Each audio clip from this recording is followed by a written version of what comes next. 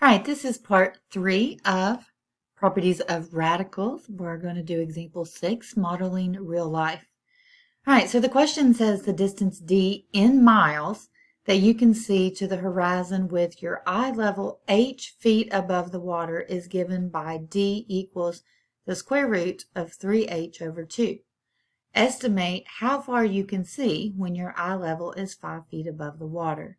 All right, so it says d is your distance in miles, and h is your feet above the water. So estimate how far you can see when the eye level is 5 feet above the water. So we're going to take this 5 and we're going to substitute it into the equation. So we're going to have d equals the square root of 3 times 5 over 2. So our distance equals the square root of 15 over the square root of 2. You know, we can't have an irrational number in the denominator. Remember, we rationalize the denominator by multiplying the numerator and denominator by the same thing, which is equivalent to multiplying by 1. So the square root of 2 over the square root of 2 is the same thing. It reduces to 1. So if I multiply this by 1, I'm not changing anything. All right, so I've got 15 times 2, so I've got the square root of 30 on top, and I've got the square root of 2 times the square root of 2. That's the square root of 4, which is just 2. And that was the goal. That's why we multiplied the top and bottom by the square root of 2, was to get rid of the radical sign in the denominator, so we could rationalize the denominator. Now, it says d equals distance in miles. Now, this doesn't really represent any kind of miles that you are familiar with. So what we can do is convert that using our calculator. So let's see, on your calculator, you should see a square root button right here. So you have to do blue or second to get to the square root button. So then I'm going to do square root of 30. And then I'm going to arrow out to get out from underneath the radical sign. And then I'm going to hit divide by 2. All right, so that's going to be equivalent to about 2.7. All right, since I estimate that, I'm going to put the squiggly line, so 2.7. All right, so what does that say? It says estimate how far you can see when your eye level is 5 feet above the water. So this is distance in miles. So you should be able to see about 2.7 miles using this formula here.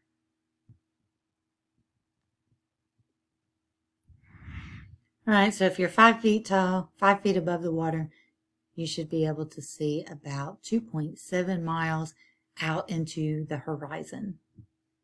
The last couple of examples that we're going to do is adding and subtracting radicals, and then we're going to do multiplying radicals, just so that you have some basic ideas on how to combine radicals. All right, so study tip, do not assume that radicals with different radicands cannot be added or subtracted. Always check to see whether you can simplify the radicals. In some cases, the radicals can be written as like radicands. All right, so right here we've got 7, 11, and 7. All of these are prime numbers under the radical sign. So we can combine the two that have the same number. So the square root of 7 and the square root of 7. It's like having 5 pins and 4 pins. We can add those and get 9 pins. You can't add the 7s and the 11s. It's like having pens and pencils. You can't combine those. So with radicals, if it's the same index, these are square root, and the same number under it, then you can add these together or subtract. In this case, we've got 5 square roots of 7 minus 8 square roots of 7. So you just combine the numbers on the outside, and the number on the inside of the radical just stays the same. So you can kind of group these. If you want to group these, you can group these as 5 minus 8. And then it's going to be square root of 7. And then you're going to have just plus square root of 11. It doesn't go anywhere because it can't be combined with the other stuff here. So 5 minus 8 becomes negative 3 square root of 7 plus the square root of 11. And that's as simple as we can go with part A. All right, so B part has the square root of 5 and the square root of 20. So remember the study tip says always check to see whether you can simplify. 20 is not a perfect square, but 20 can be rewritten as 5 times 4. So what we can do is rewrite this as, let's leave the 10 square roots of 5 alone for right now. And then we're going to have the square root of 20 is going to be the square root of 4 times the square root of 5. And that's using our product property of radicals like we did before. And remember the square root of 4 is just 2. So we're going to have 10 square roots of 5 plus 2 square roots of 5. 10 plus 2 square roots of 5. So it's going to be 12 square roots of 5. So even though these were not like radicals in the beginning, we were still able to simplify underneath the radical until we got the same number, which made them like radicals. All right, here we have a cube root of x and a cube root of x, which means these can be combined. So we can just simply say 6 plus 2 is 8 cube roots of x. And that's all you have to remember to add or subtract radicals. They have to have the same index and the same number under the radical, and you can add or subtract those. All right, the last example, multiplying radicals. All right, it says to simplify. Okay, we have parentheses here, which means we have to distribute. So we've got to multiply the square root of 5 by everything inside the parentheses. So 5 times 3 is 15. So we're going to have square root of 15. And then we're going to have square root of 5 times negative square root of 75. So negative comes along for the ride because a positive and a negative make a negative.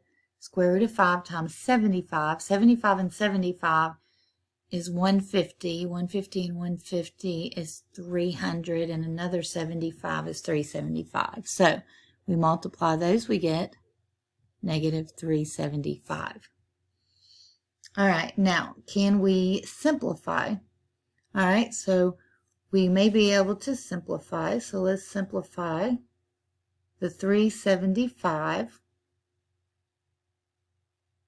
So we can say square root of 15 minus, I'm going to say 25 maybe.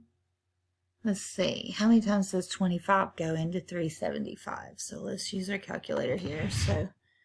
So 375 divided by 25. And that's 15.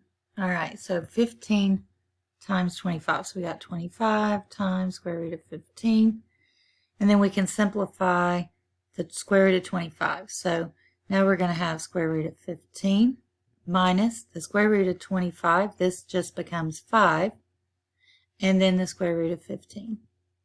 All right, so if there's no number here, you assume it to be a 1. So you're going to have 1 minus 5 times the square root of 15.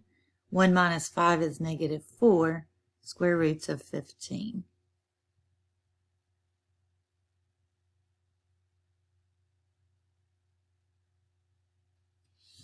All right, we've got one more example to look at. So let's see if I can have room to do this as well. All right, so we've got to multiply first. So when you multiply, you're just going to multiply underneath the square root.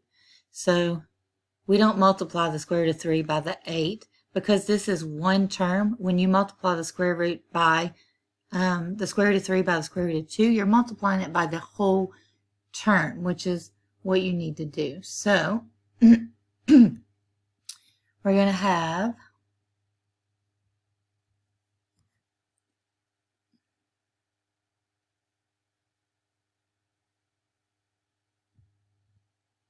all right, I got a little sidetracked, sorry. All right, so square root of 3 times square root of 2, so we've got 8 times the square root of 6, because 3 times 2 is 6, and then plus 7, And 3 times 32 is what? 96.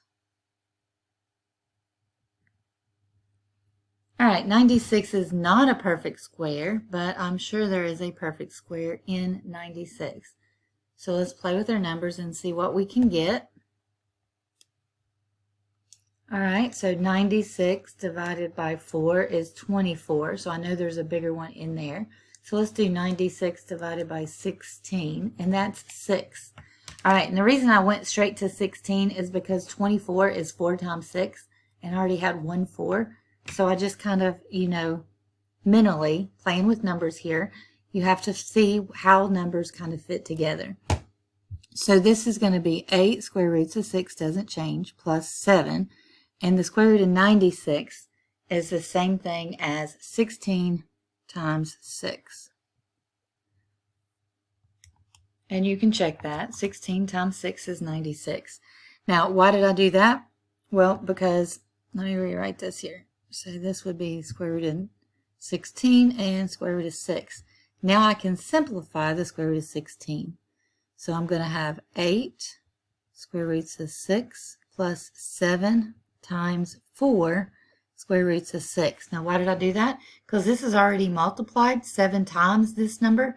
So I'm going to have 7 times the square root of 16. Well, we know that the square root of 16 can be written as 4. So I'm just simplifying, but I'm still using the same operations, which is important. So 8 square roots of 6 plus 7 times 4. So 28 square roots of 6. Now, they're both square roots of 6. So 8 plus 28 is what? 36? So 36 square roots of 6. All right, that's all for simplifying radicals. If you have any questions, please reach out.